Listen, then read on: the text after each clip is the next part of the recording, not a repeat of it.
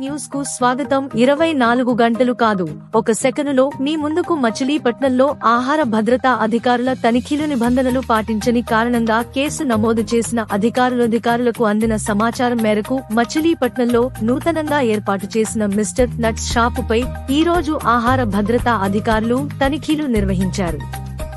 Mister nuts brand పేరుతో dry fruits packing చేయడానికి food safety standards authority of India (FSSAI) వారిచే జారీ చేయబడిన లైసెన్సు లేకుండా సొంత ప్యాకింగ్ చేసి అమ్మకాలు జరపడం, లైసెన్సు ద్వారా ప్రభుత్వానికి చలానా రూపంలో చెల్లింపులు చేయకుండా ప్రభుత్వ ఆదాయానికి గండి కొట్టడం వంటి వాటిని పరిగణలోకి తీసుకుని కేసు నమోదు చేసినట్లు అధికారులు వెల్లడించారు.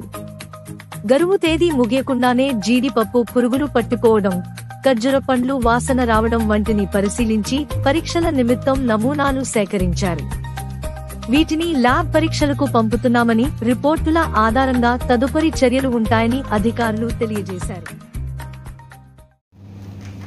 ఈ మచిలీపట్నంలో ఉన్నటువంటి మిస్టర్ నట్స్ అనేటటువంటి ఈ షాప్ మీద వచ్చిన కన్జ్యూమర్స్ నుంచి వచ్చిన కంప్లైంట్స్ ఆధారంగా చేసుకొని ఇవాళ ఇన్స్పెక్షన్ రావడం జరిగింది.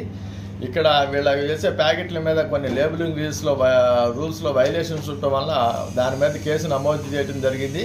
అంతేకాకుండా కొన్ని శాంపుల్స్ కూడా తీసి వాటిని ల్యాబొరేటరీ పంపిస్తున్నాము. ల్యాబొరేటరీస్ రిపోర్ట్స్ వచ్చిన తర్వాత దాని ఆధారంగా వాటి మీద కేసు పెడతాము.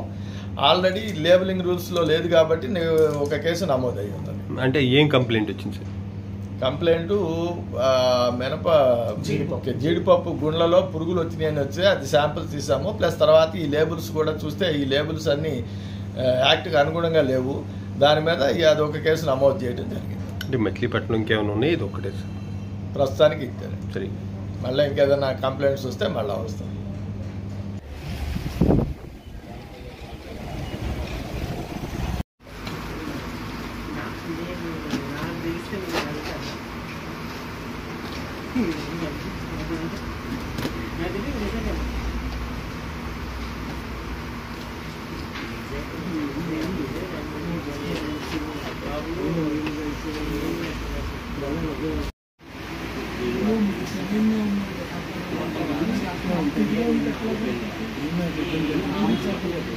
ఏ విషయమైనా తెలిసిన లోకంలో